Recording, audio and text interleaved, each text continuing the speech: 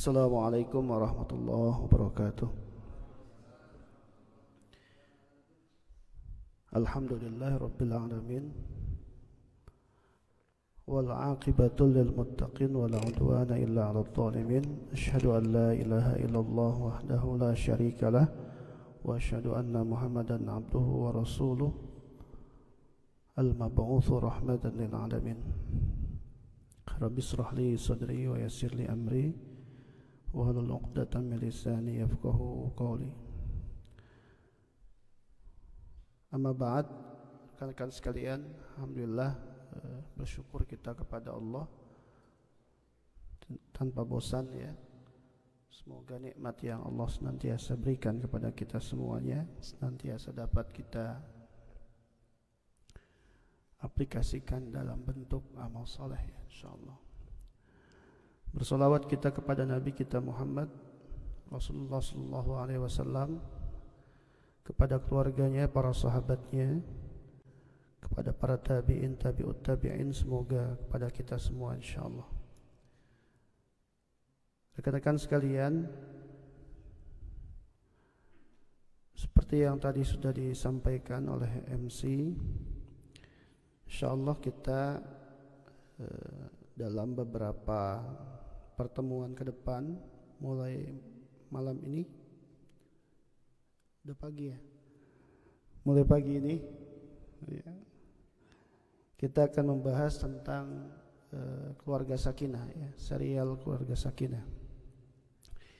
Berarti berseri nanti ya, insyaallah ada sekitar 10 atau 11 kali pertemuan dalam catatan saya.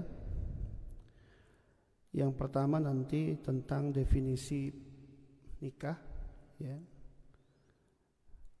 hukum nikah, dan kemudian tujuan pernikahan. Kemudian nanti ada kriteria pasangan ideal menurut Islam dan adab ta'aruf ya. Kemudian yang ketiga nanti ada rukun nikah, adab dan sunnah pernikahan. Yang keempat adalah hak dan kewajiban suami istri. Yang kelima tidak kalah menarik, itu adab berhubungan ya. Al-adab fil firash ya. Ketawa ngomong ini kok ketawa. Yang belum nikah emang agak berat ini. Gak ada pelampiasan. Ya. Tapi kalaupun sudah menikah, kalau jauh repot juga itu. Yang ada cuma ngebayangin doang. Yang keenam nanti ada cerdas mengelola keuangan keluarga. Yang ketujuh cara mendidik anak agar soleh dan solehah ya. Kemudian yang kedelapan ada teknik mengelola konflik rumah tangga. Yang kesembilan ada nikah-nikah yang dilarang. Yang kesepuluh fikih tolak, khulu, ila, zihar, fasakh, syikak, dan li'an ya. Di ke-10 atau 11 nanti malah kita baru berbicara tentang fikihnya gitu ya, tentang fikihnya secara lebih ini. Teman-teman sekalian ya, semoga ini tema-tema yang bisa membantu kita ya untuk memahami seluk-beluk tentang persoalan pernikahan ya. Artinya ketika nanti dibahas pada persoalan ke-10 misalkan tentang fikih tolak, jadi tolak itu di dalam Islam itu memang dia bagian dari solusi ya, itu bagian dari solusi. Walaupun nanti ada hadis yang menyebutkan bahwa abghadul tolak, abghadul halal at-tolak, sesuatu yang dihalalkan tapi dibenci oleh Allah Subhanahu wa taala, itu adalah talak atau tolak. Kita masuk nanti pada pembahasan yang ke-10 itu ya. Ini menjadi penting. Terkadang orang memahami atau berharap memiliki keluarga sakinah itu hanya pada prosesnya ya, hanya pada prosesnya. Maksudnya pada prosesnya itu adalah saat menikah. Padahal sejatinya itu berbicara tentang keluarga sakinah sebelum memilihnya atau sebelum melakukan pernikahan itu sendiri. dimulai dari memilih pasangan. Makanya nanti di sini di tahap kedua itu berbicara tentang kriteria pasangan ideal. Ternyata itu ada panduannya di dalam Islam, ada panduannya dalam Al-Quran dan As-Sunnah. Ya. Tahap awal kita hari ini atau malam ini, pagi ini kita berbicara tentang definisi pernikahan itu apa. Ya.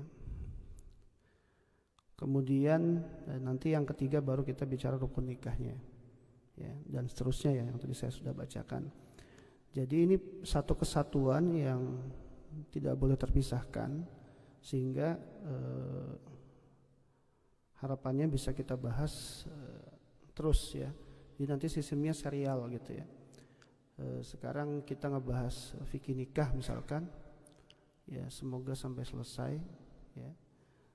Kalau 10 kali pertemuan berarti sekitar 5 pekan kalau tidak dipotong dengan hal-hal yang lain, kegiatan yang lain. Itu 5 pekan selesai. Nanti selesai misalkan kita bahas berseri lagi tentang tafsir misalkan, tapi tafsirnya hanya sifatnya pokok-pokoknya saja.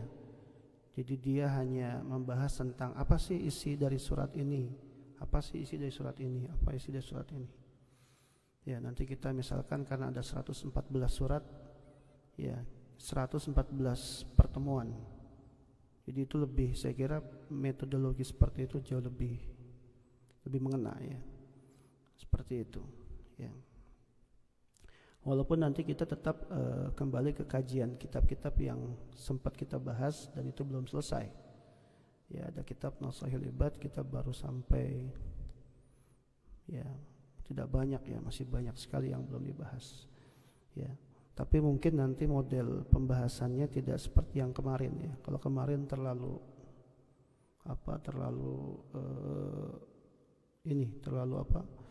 setiap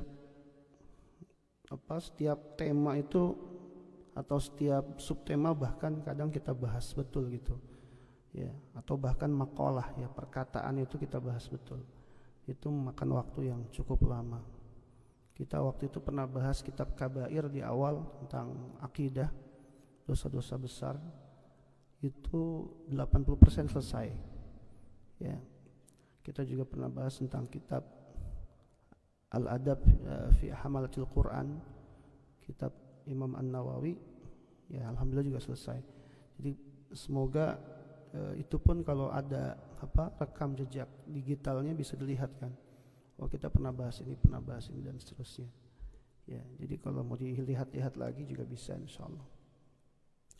Dimanfaatnya lebih terasa insyaallah. Teman-teman sekalian, kita coba masuk ke definisi nikah dulu. Ya. Saya ambil dari beberapa kitab ya. Ada kitab utama yang saya gunakan itu adalah kitab Minhajul Muslim ya, karangan Abu Bakar Al-Jazairi ya. Kemudian ada kitab Fiqh Sunnah ya. Ya, itu kitab utama. Kitab tambahan ada kitab misalkan dikarang oleh Imam Al-Mutawalli Asy-Sya'rawi. Dia membahas tentang kitab ya Al-Ajwaz As-Salihah ya, As-Salihin ya. Ya, tentang kriteria suami atau pasangan yang saleh dan salihah. Dia punya kitab sendiri itu. Semuanya yang 2 dalam bentuk buku atau kitab langsung, yang lain dalam bentuk PDF. Baik teman-teman sekalian,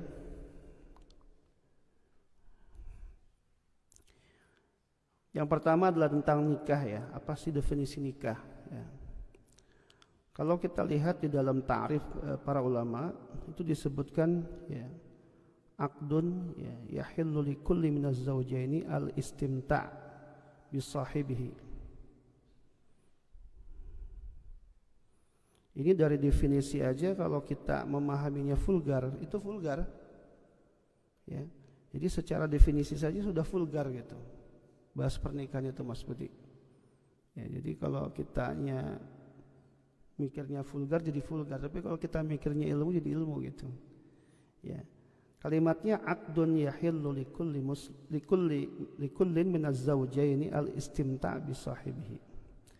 Jadi satu akad ya yang akhirnya membuat dua pasangan itu jadi halal untuk berhubungan. Tuh, terjemahnya begitu. Ya. Masih ngantuk, Mas? Belum tidur kayaknya, Mas. Secara definisi begitu. Jadi nikah itu adalah, jadi kalau tidak ada akad tidak disebut nikah. Tidak ada dua pasangan tidak disebut nikah. Jadi gara-gara ada kalimat aku terima nikah itu jadi halal gitu. Ya, dan kemudian dua pasangan itu boleh berhubungan. Sesederhana itu. Tapi sangat kompleks kalau tidak dipahami betul. Ya. Kalau cuma sekedar kemudian hanya untuk ya tujuan biologis, ya selesai habis itu misalkan. Ya. Tidak butuh waktu yang cukup lama. Tapi kan persoalannya adalah ketika kita sudah berakad untuk memiliki pasangan atau kita berazam untuk memiliki pasangan dan itu dihalalkan dengan proses yang disebut dengan akad. Ya, maka kita jadi milik dia atau dia jadi milik kita gitu. Sebegitunya luar biasanya. Ya, ini yang membedakan ya dengan hubungan-hubungan yang kita sebut di luar nikah itu. Maka kalau tidak ada akad ini tidak akan halal. Ya. Yang menghalalkan kita untuk bisa berhubungan, ya. Apakah itu agama kan ketika bicara tentang hubungan biologis itu yang kemudian yang satu halal, yang satu tidak halal, itu kan perbedaannya hanya yang halal disebut dengan pernikahan, yang tidak halal disebutnya apa? Zina. Itu perbedaannya hanya itu saja. Yang satu halal, yang satu tidak halal. Yang halal disebut an-nikah, ya. Yang satu tidak halal disebutnya zina. Maka otomatis apapun yang kemudian menjadi celah atau menjadi proses ke arah apa yang dihalalkan itu jadi halal selama tidak masuk pada hal yang dilarang oleh Allah Subhanahu wa taala misalkan. Ya nanti Al-Qur'an ketika bicara umum tentang bagaimana hubungan biologis itu misalkan, ya. Hubungan biologis itu Al-Quran misalkan bilang perempuan jangan ceritanya kan seperti ya. Apakah boleh? Bisa jadi boleh karena memang dengan pasangan sendiri. Jadi apapun yang diproses dengan pasangan, ya nanti kita bicara itu lebih dalam lagi tuh dalam adab berhubungan. Ada adabnya teman-teman dan ada caranya. Bahkan kalau mau belajar tentang bagaimana kalau mau punya anak laki-laki juga ternyata ada itu. Bagaimana mau anak punya perempuan itu juga ada. Ya. Ini menarik. Ya. Jadi itu ya. Apapun yang menjadi proses, ya, proses yang itu dihalalkan, itu jadi boleh apa? Yang itu dengan pasangan kita.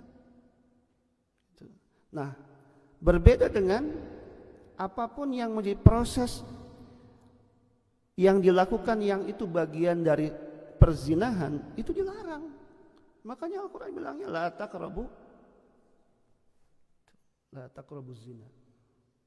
Maka segala proses yang mendekatkan diri kita kepada pasangan, calon pasangan misalkan, ya, terhadap perzinahan dilarang.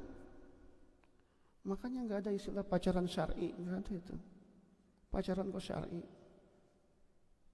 Ya. Bertahun-tahun gitu ya. 2 tahun, 3 tahun, akhirnya gagal juga gitu. Makanya saya menyebutkan dalam mukaddimah atau dalam kalimat saya tuh di Facebook, bohong kalau kemudian pernikahan yang atas dasar cinta itulah yang membuat kita akan langgeng. Bohong itu. Ada yang pacarannya sampai 10 tahun, gagal juga nggak jadi menikah. Ya. Teman-teman sekalian, nah ini penting ya. Jadi para ulama sekali lagi ya berbicara tentang pernikahan itu memang awalnya adalah sesuatu yang sifatnya kebutuhan untuk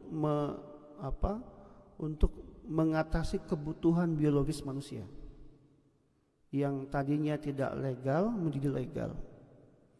Di zaman itu ya begitu luar biasanya ya tidak manusiawi ya di zaman itu seorang raja misalkan ya bisa berhubungan semaunya ya atau orang bisa gonta-ganti semaunya dan seterusnya. Maka pernikahan ini menjadi sesuatu yang melegasi ya, melegalisasi ya. Ya. Membuat hubungan antara dua pasangan itu menjadi legal. Yang itu dimulai dengan akad ya. Akdun ya hillu likulli minaz zawjaini al-istimta' bisahibi.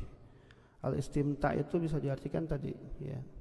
Istimta' itu sesuatu yang memberikan kenikmatan ya. Ya. Jadi nanti kalau kita lihat ayat atau hadis misalkan ya tentang apa, tentang perintah ya menikah itu ternyata juga memang hubungannya sangat biologis gitu ya. Pernah sahabat jalan sama Nabi satu ketika, kemudian sahabat tersebut matanya melirik ke sana sini, timbullah syahwat, suruh pulang itu ya, pulang ya. Makanya ada satu qaul ya, seorang laki-laki ya kalau sudah mau susah juga gitu, nggak tahu gimana nahannya Pak Edi itu ya, saya juga bingung itu ya, ya. Luar biasa gitu ya. Ya, jadi ternyata memang sekali lagi yang menjadi nanti ketika bicara hukum saja ya, bicara hukum nanti kita bicara hukum nih. Ketika bicara hukum ternyata memang ilatnya atau sebab hukumnya itu hubungannya biologis. Ya, sangat biologis karena memang itu adalah kebutuhan fitrah manusia, gharizah insaniyah. Ya. Naluri yang sifatnya itu adalah fitrah bagi manusia. Dan tolong jangan dipahami bahwa kebutuhan ini hanya dimiliki oleh laki-laki. Salah besar. Kebutuhan ini juga diinginkan oleh perempuan. Misalkan ada satu hadis menyebutkan ya, kalaupun tidak hadis maqalah ya, menyebutkan bahwa ya ketika Rasulullah SAW melakukan proses peperangan ya, hadis saya kira ya, peperangan itu Rasulullah menggilir para sahabat yang sudah menikah itu sekitar 4 bulan. Berarti bisa dibayangkan kalau kita bisa bertahan lebih dari 4 bulan. Tadi malam ya ibu-ibunya bercandain saya itu ya, ibu-ibu dari WMS itu kata saya ada rencana saya mau datangin istri, polanya kayak begini kata saya, pengabdian internasional. Terus istrinya di itu Pak, iya di Indonesia. Wah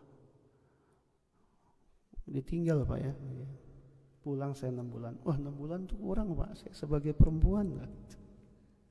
Oh begitu, saya mewakili perempuan Pak. Terlalu lama Pak 6 bulan. Ya, Rasulullah 4 bulan menggilir. Ya.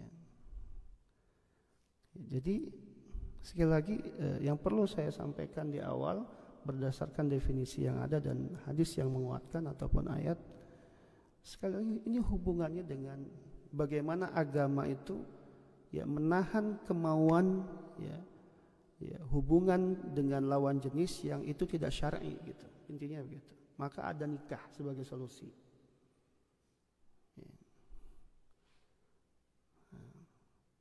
Anak-anak muda nih yang syahwatnya lagi tinggi-tinggi itu, Kalau nggak nikah itu salurannya kemana gitu? Pertanyaannya begitu. Iya kan? Logis nggak pertanyaan saya ini? Itu salurannya kemana? Jangan-jangan ke sesuatu yang dilarang oleh Allah Subhanahu Wa Taala. Ini bahasanya jangan-jangan. Makanya nanti sekali lagi ketika bicara hukum kelihatan tuh. Kita masuk yang mana? Masuk yang wajib, masuk yang sunnah, masuk yang haram menikah, atau masuk yang makruh menikah, ataukah masuk yang mubah menikah? Kalau ternyata nanti kita masuknya yang wajib, segera teman-teman.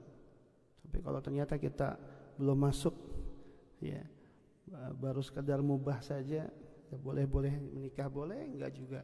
Karena memang prasyaratnya belum mendukung pada diri kita, ya enggak ada ngelihat perempuan biasa gitu ya, misalkan gitu ya, ya. Kemudian belum ada keyakinan untuk bisa membangun rumah tangga, materi juga belum ada, misalkan, dan lain sebagainya. Jadi ada faktor yang melarang dan ada faktor yang membuat kita mencegah untuk melakukan itu, ya berarti sifatnya mubah saja misalkan. Iya, teman-teman sekalian, ini yang harus digarisbawahi ya sama teman-teman sekalian. Jadi jangan tabu. Sekali lagi menikah itu memang itu tujuannya. Yang pertama, ketika agama ataupun ulama menyebutkan tadi dengan bahasa yang di awal akdun akad, nikah itu akad yang akhirnya menghalalkan dua pasangan itu ya bisa saling menikmati satu sama lain. Ya. Karena sekali lagi hal yang menjadi tujuan utama dari sebuah pernikahan itu adalah itu, ya, menghentikan perzinahan lah, katakan seperti itu. Ya. Tadi saya bilang segala proses yang disebut dengan zina, apalagi sampai intinya yang berbahaya, ya berarti mata berzina, bisa tangan berzina, pikiran berzina. Ya ini yang disebut dengan mendekati zina atau bahkan melakukannya. Nauzubillah, ya. Tentu nanti bentuk hukuman, ya, had yang diberikan buat orang yang berzina kategori tadi hanya prosesnya saja sampai melakukan intinya itu berbeda. Ya. Yang pertama. Yang kedua hukum teman-teman. Ya. Hukum itu secara syariat bisa dilihat salah satunya dalam surat An-Nisa ya. Fankihu ma taba lakum minan nisa mathna wa thulatha wa ruba fa in khiftum alla ta'dilu fawahidatan aw ma malakat aymanukum. Jadi menikah itu adalah perintah. Ya. Perintah dalam Al-Qur'an. Ya. Bisa 2, bisa 3, bisa 4. Fa in khiftum, kalau kamu takut alla ta'dilu, ya, tidak bisa berlaku adil, fawahidatan, maka satu saja cukup. Ya. Jadi ada yang memahaminya perintah awalnya itu 2, 3, 4. Berarti kalau kita belum melakukan gimana? Tidak mengikuti perintah awal, jangan sampai situ bacanya makanya. Ya, fa in khiftum alla ta'dilu fawahidatan. Kalau ternyata takut untuk tidak bisa berlaku adil, maka satu saja. Ya. Jadi intinya adalah bahwa pernikahan itu sesuatu yang masyru'. Ya, sesuatu yang disyariatkan. Ya. Ya, kalau orang melakukan itu, ya itu wajar ya. Di agama itu hadir di dalam maqasidnya itu salah satunya adalah nanti ya hifzun nasl, ya, menjaga keturunan. Nah maka pernikahan itu punya fungsi itu, ya, menjaga keturunan yang diawali dengan adanya hubungan biologis antara dua pasangan, ya, dan itu harus dilegalkan dalam agama atau dalam fikih, itu yang disebut dengan an-nikah. Nah, lanjut. Apa hukumnya? Hukum itu ternyata dalam fikih itu bisa sangat subjektif, teman-teman. Ya, hukum itu bisa sangat subjektif. Maksudnya subjektif itu tergantung individu. Ya, tidak bisa sama. Ya. Hukum buat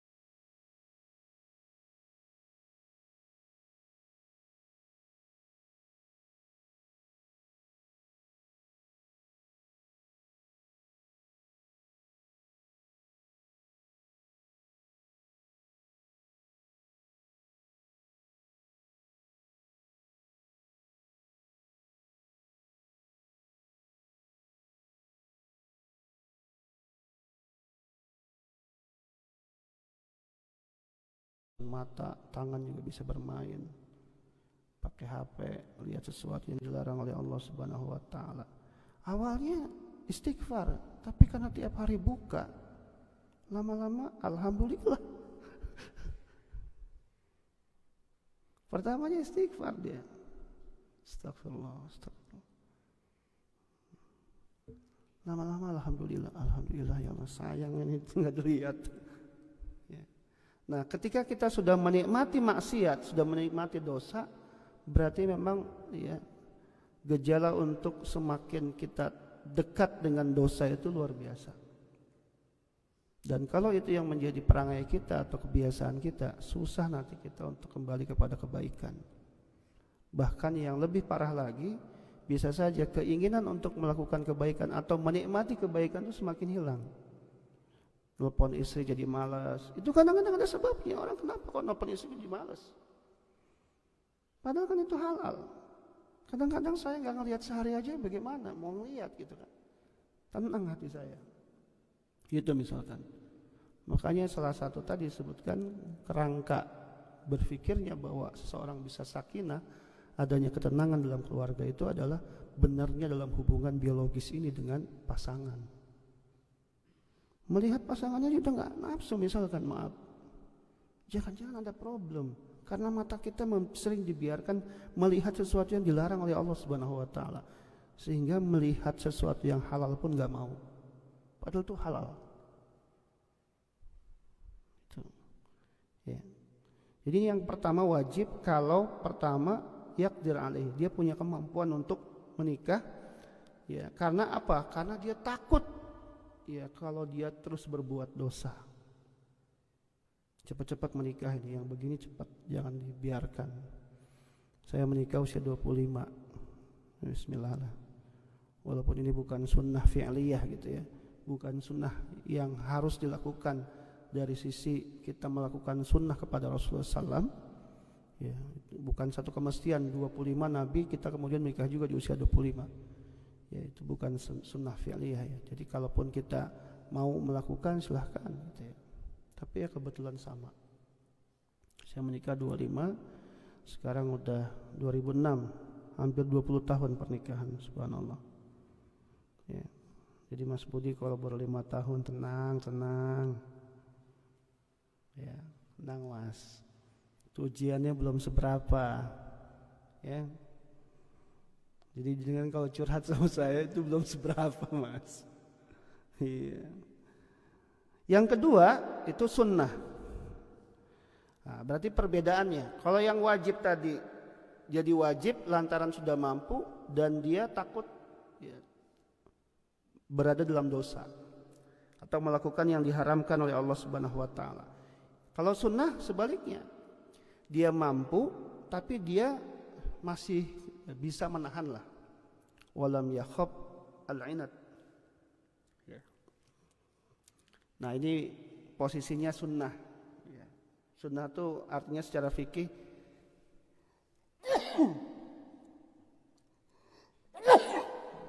dilakukan ya berpahala, ditinggalkan tidak apa-apa. Ya, secara fikih seperti itu maknanya. Ya, yang kedua sekali lagi hukumnya menjadi sunnah kalau dia mampu, tapi ternyata dia masih bisa menahannya. Yang ketiga menjadi haram adalah ya, liman ya'rif an nafsi al-ikhlal bihaqqi zaujah fil wati wal infaq. Ya. Ya, menjadi haram ketika dia itu bisa ya memberikan hak-hak kepada pasangan misalkan ya, apakah itu tadi sesuatu yang sifatnya biologis ataukah kemudian nafkah yang sifatnya ya nafkah lahir ya, dia tahu hal itu tapi dia belum bisa untuk memberikannya secara baik. Dia tahu bahwa hal itu ya nafkah dan lain sebagainya lahir dan batin, tapi dia belum memiliki kemampuan, mohon maaf ya, berhubungan belum ini misalkan ya, kemudian infaknya belum bisa dengan baik misalkan ya, menafkah batin lahir belum bisa dengan baik walaupun tahu tentang hal itu, maka dalam posisi seperti ini ya, daripada nanti pihak ya, anak istri terzalimi misalkan ya, atau bahkan belum punya anak lah, istri terzalimi nggak bisa menafkahi dari sisi lahirnya juga ya, maka yang seperti ini lebih baik tidak melakukan ya, karena posisinya haram ya. Yang ketiga, yang keempat itu yang posisinya makruh ya, liman yaqdir 'alal mu'asyarah az-zawjiyah lakin lam takun muttarran lianna laysa lahu nafqah ya lizawaj wan nafqah lil haya'i al-yaumiyah ya. Dia bisa berhubungan ya suami istri misalkan, tapi lam takun muttarran, cuman belum sangat mendesak gitu, masih bisa ditahan ya. Kemudian dia juga ya tidak punya kemampuan untuk memberikan nafkah secara lahir kepada pasangan ya, ini makruh ya, dimakruhkan ya. Yang terakhir mubah ya, fima idzan tafat ad-dawa'i wal mawani ya. Mubah itu maknanya ketika ya, faktor-faktor yang melarang atau faktor-faktor yang mendukung ya, itu tidak ada ya. Ya. Kalau kamu masuknya mana, Tan? Mubah apa Tan? Mubah ya. Biasa aja ya, masih polos kayaknya. Lihat cewek juga biasa kali ya. Ya. Dorongan belum ada Tan? Belum. Oh, belum ya. Berapa umur sekarang Tan? Oh, masih muda kan. Nanti ke usia matang itu ya, kenapa 25 itu? Ya, karena memang banyak faktor di usia itu kematangan muncul. Nah, tadi malam kan disampaikan itu pertumbuhan kita itu mengikuti usianya, baik secara mental ataupun yang lainnya, termasuk masalah psikis, fisik, ya, kesehatan. Ya, makanya udah semakin tua makannya misalkan Udah berbeda Pak ya sama yang muda ya. Katanya makannya udah bubur gitu ya. Ya kalau jalan udah maju mundur gitu Pak ya. Bahkan suka ngelindur gitu. Ya. Mata juga udah mulai kabur gitu Pak ya. Sudah makin dekat sama kubur Pak.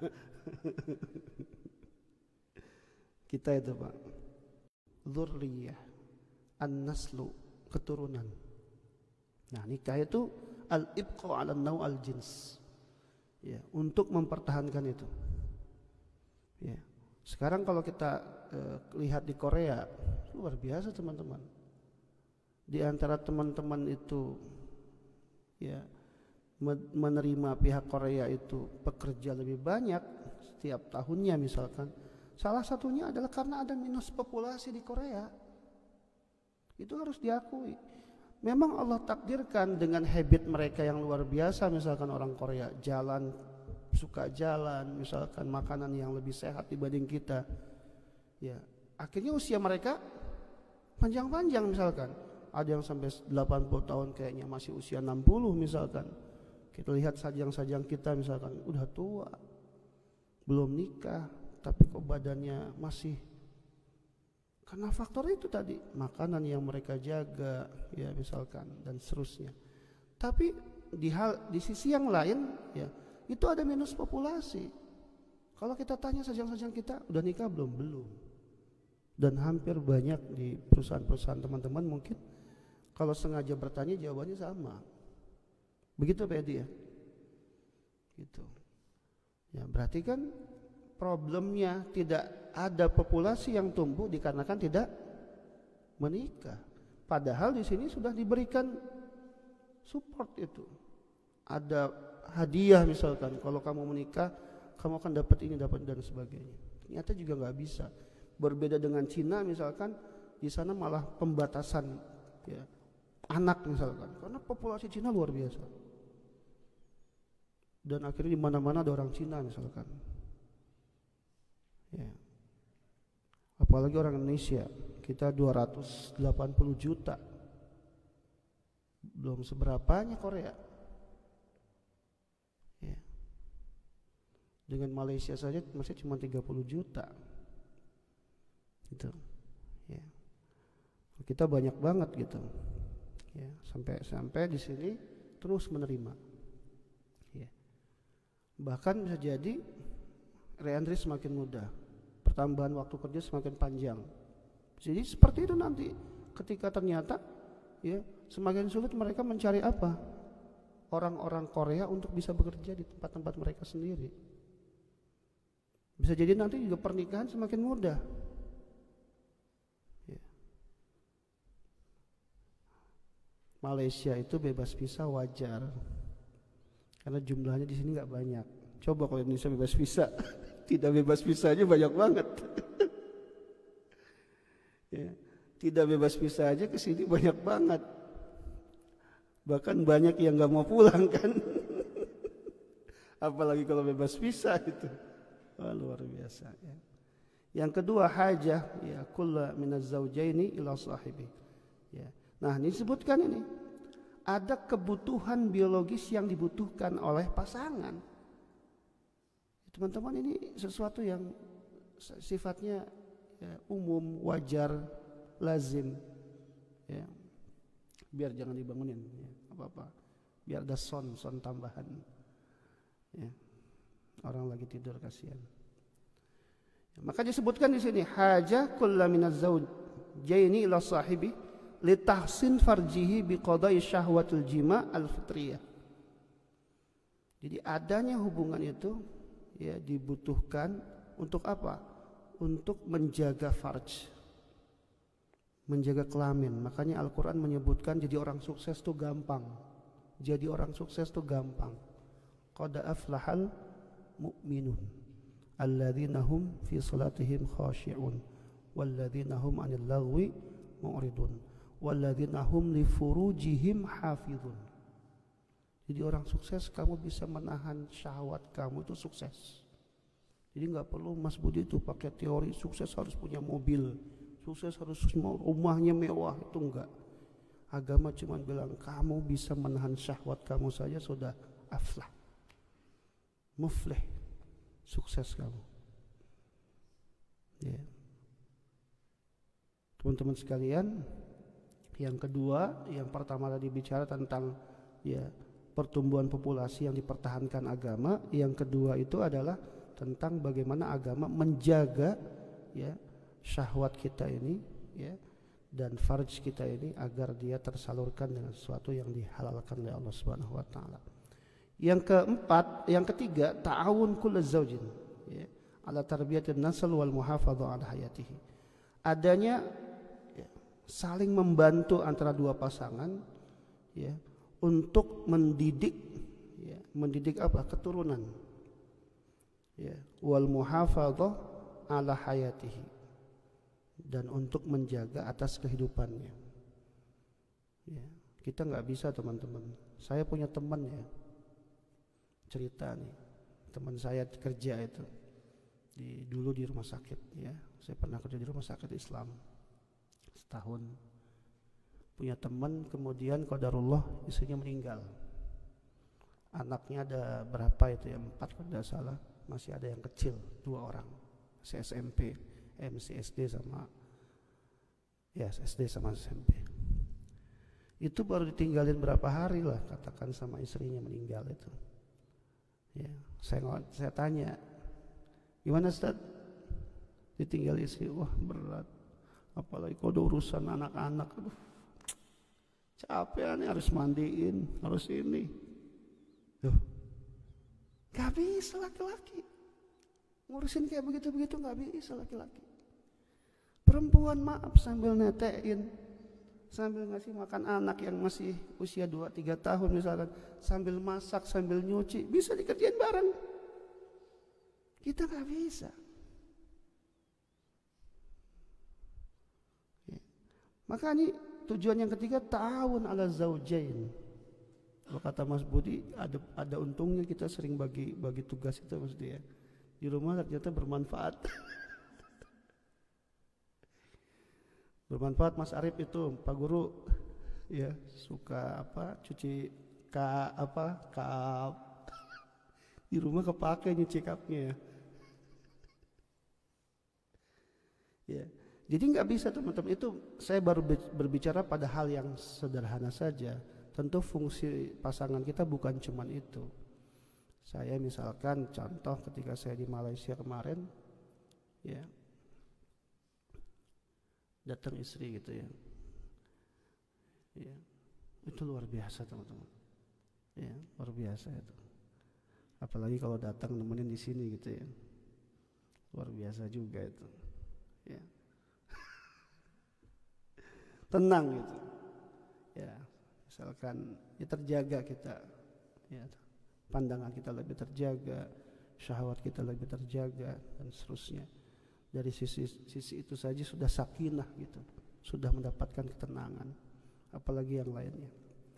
Ya, jadi itu perempuan itu membantu, ya, membantu dalam hal mendidik anak, ya, membantu dalam hal menjaga anak-anak kita dan seterusnya.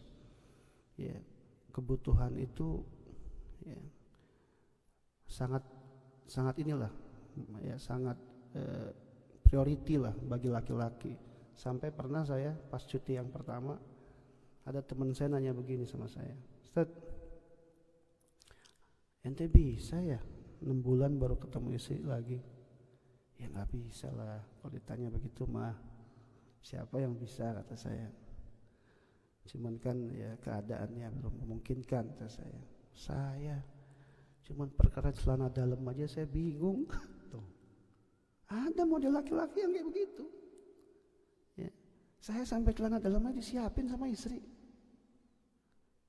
Sadar nggak laki-laki tuh kalau naruh barang suka lupa? Itu kadang-kadang yang gitu perempuan. Itu laki-laki gitu. Sampai hal-hal begitu saja dibutuhkan. Maksud saya hal sepele saja sampai seperti itu, apalagi yang hubungannya sudah kepada apa?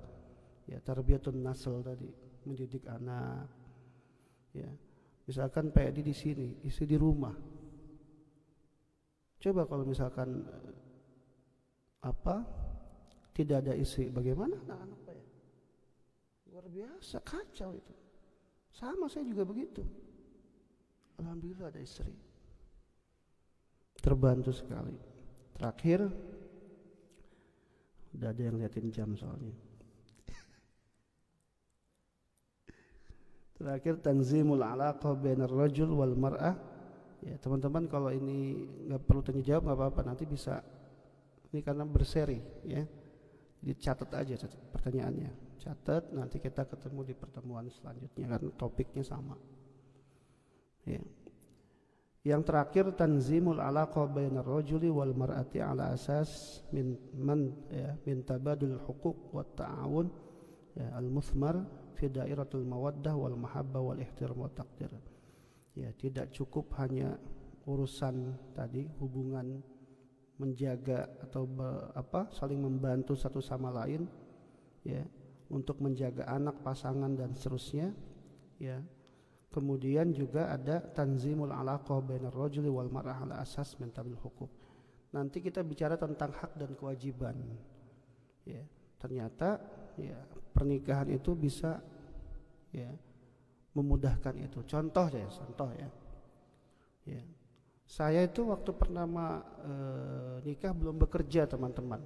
Ya, jadi yang para jomblo nih yang belum punya pekerjaan pun jangan takut. Saya dulu nikah belum punya pekerjaan. Nah, maksud poin yang keempat itu apa? Tanzim al-alaqah bainar rajul wal mar'ah. Adanya ya manajemen ya hubungan suami istri yang sifatnya hak dan kewajiban, dan itu saling tabadul, saling mengisi satu sama lain. Saya belum punya pekerjaan waktu itu pertama menikah.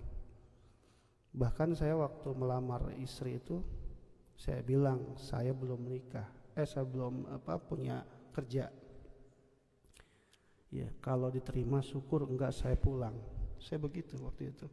Meston saking pedenya ya.